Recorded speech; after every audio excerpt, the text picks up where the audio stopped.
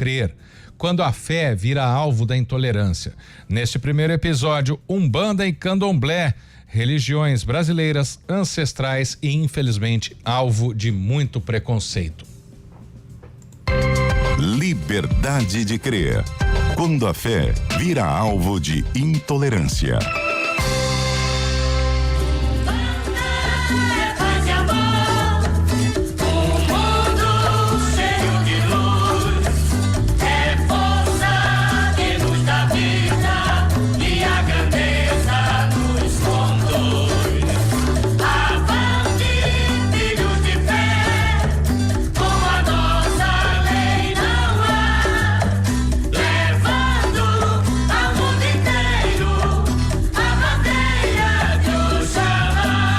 A Umbanda nasceu oficialmente no Rio de Janeiro em 1908. É uma religião genuinamente brasileira, que une elementos do catolicismo popular, do espiritismo kardecista, das tradições indígenas e das religiões de matriz africana. Ela tem um único deus, chamado de Olorum ou Zambi, mas com a atuação dos orixás. Os orixás são divindades que representam forças da natureza, com aspectos humanos.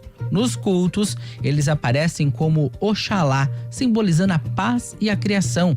Iemanjá, referente à maternidade e às águas. Xangô é a justiça e a pedreira. Ogum é ferro e guerra. Oxóssi é a floresta e caça. Yansan são os ventos e tempestades. Iomolu e Obaluayê é a cura, a morte e a transformação. Os orixás atuam nas 7 linhas da Umbanda, cada uma com cores e dias específicos, e agem como protetores e guias espirituais de seus seguidores. Os guias evoluídos são entidades conhecidas como pretos velhos, caboclos, crianças, exus e pombagiras. A dirigente de terreiro de Umbanda, Amanda Blessa, explica a relação das entidades no aconselhamento para o bem. A Umbanda é uma religião de luz, é acolhimento e aprendizado. Ela vai convidar cada pessoa a se tornar alguém melhor, com mais consciência, com amor, responsabilidade e o livre-arbítrio, claro. Os rituais acontecem nos terreiros, espaços sagrados que funcionam como um templo, como casa ou um barracão. A cerimônia apresenta canções. Defuma com as ervas da Jurema, defuma com a ruda e guiné, defuma com as ervas da Jurema, defuma com a ruda e guiné.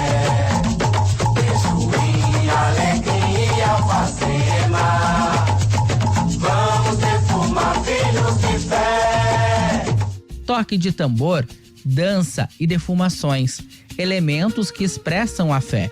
Existe uma associação equivocada dos rituais com práticas violentas ou demoníacas. O Guturbini também dirige um centro de Umbanda e lembra do estigma criado. A Umbanda brasileira não faz sacrifício de animais. Então, a pessoa achar que vai ter um bode lá, uma galinha morta na oferenda. Então, esse tipo de coisa a Umbanda não faz. As oferendas da Umbanda, Umbanda tem oferenda. Então, às vezes, a pessoa passa numa encruzilhada, num sítio, e vê lá aquele prato de barro com farofa, com não sei o quê, e fala, já estão fazendo maldade pros outros. Isso não é verdade. A oferenda faz parte do dogma da Umbanda e ela não é para fazer mal para ninguém. Geralmente é para agradecer alguma coisa boa que o orixá ou que o guia te fez, ou para pedir alguma graça. Então isso é muito confuso de certas formas, porque parece que é maldade. A desinformação histórica é relacionada pela pesquisadora Brenda Carranza ao racismo estrutural. A maioria dos praticantes das religiões de matriz africana são negros. Por serem praticantes negros, eles vão sofrer o duplo preconceito de raça que desqualificam aos negros como cidadãos. Ou são colocados como cidadãos de segunda classe por serem historicamente confinados à escravidão. E como negros, praticantes de religiões de matriz africana, como demonizados pelo cristianismo. Aure, aure, baba, aure, aure, baba. Aure baba. Aure baba. Hey, aure baba. Diferente da Umbanda, que nasce da mistura de religiões no Brasil, o candomblé chegou por aqui pelas práticas dos escravos africanos. As referências vêm da Nigéria, Benin e Angola, como uma religião tradicional.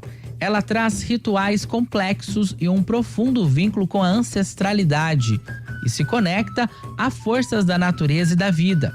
Quem fala dessa conexão é o líder religioso Babalorixá Moacir de Xangô e a filha dele, a herdeira Fabiana Grande. Falar um pouco de candomblé é falar um pouco do nosso passado, da nossa ancestralidade. Porque o candomblé é na oralidade, é na educação de escutar, ouvir e aprender e respeitar os seus mais velhos.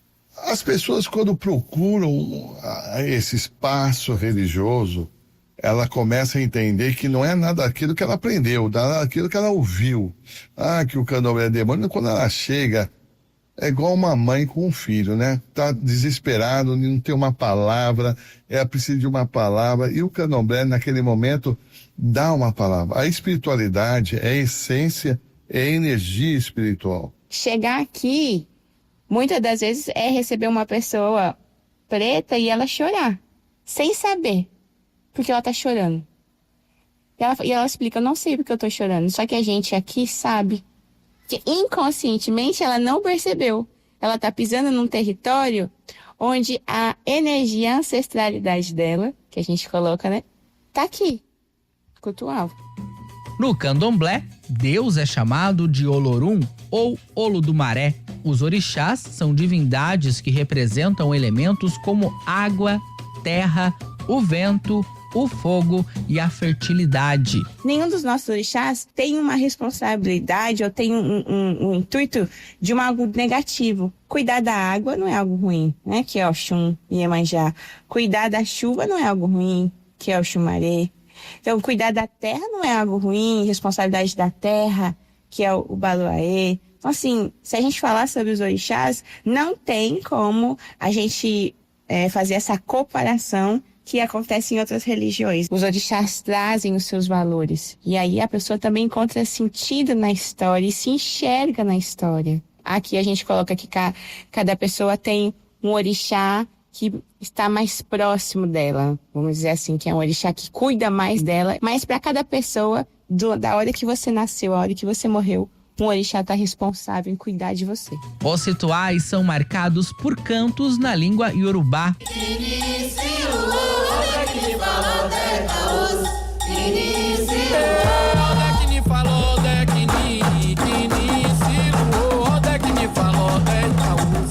Toques de atabaque, símbolos e objetos sagrados. As roupas brancas simbolizam pureza e respeito. O colar de miçangas coloridas indicam pertencimento e proteção espiritual. A música faz parte do ritual para chamar os orixás e a dança é uma linguagem sagrada. O ritual que é lindo que são os atabaque. É a nossa orquestra. É o atabaque. Quando a pessoa vê alguém tocar vários toques, até maestro, a pessoa fala, nossa, mas como é que consegue tocar tanto som de um tambor de várias formas? É a nossa ritual, é a nossa ancestralidade. Quando você pega nossas baianas dançando, aquela dança, as mulheres de balé, falam, mas como é que vocês conseguem dançar dessa forma?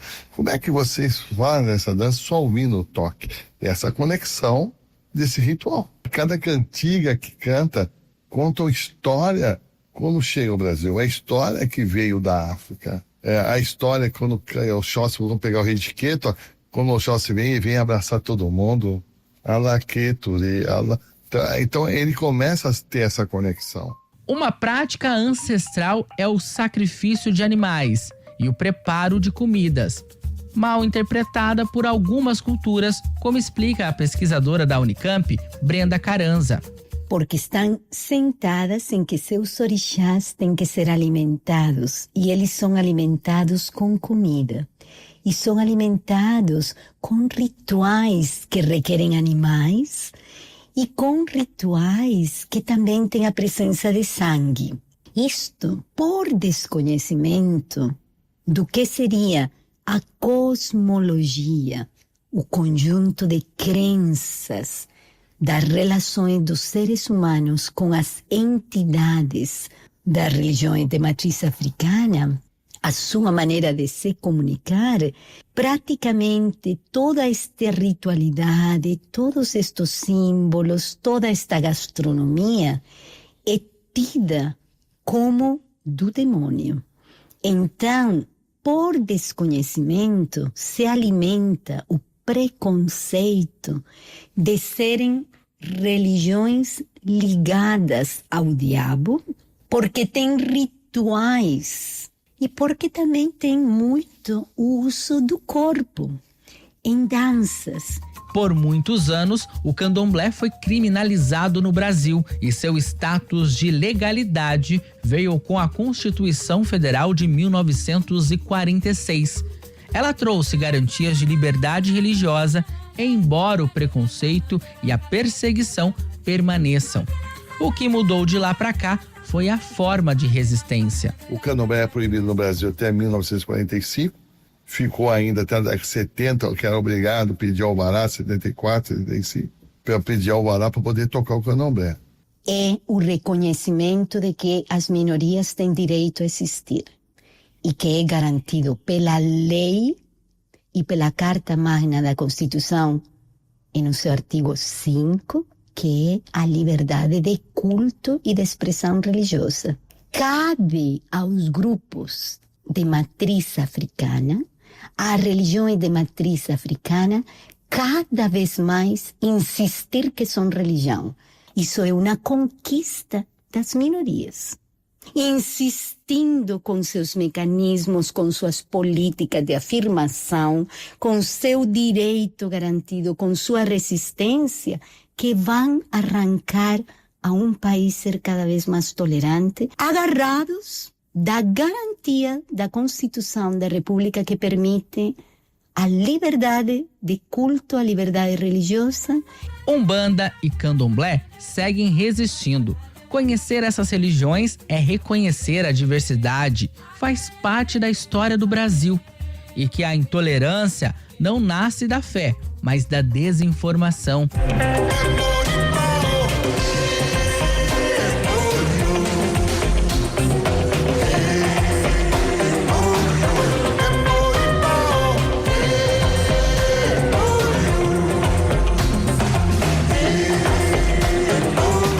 No próximo episódio da série, a CBN vai olhar para o cristianismo evangélico, uma fé que cresce, ocupa espaços públicos e também enfrenta seus desafios e contradições no Brasil. De Campinas, Samuel Rodrigues. E segundo o censo 2022, as religiões de matriz africana no Brasil, Umbanda e Candomblé, passaram de 0,3% da população em 2010 para 1%. Cerca de 2 milhões de brasileiros hoje se declaram umbandistas ou candomblecistas. Repórter CBN.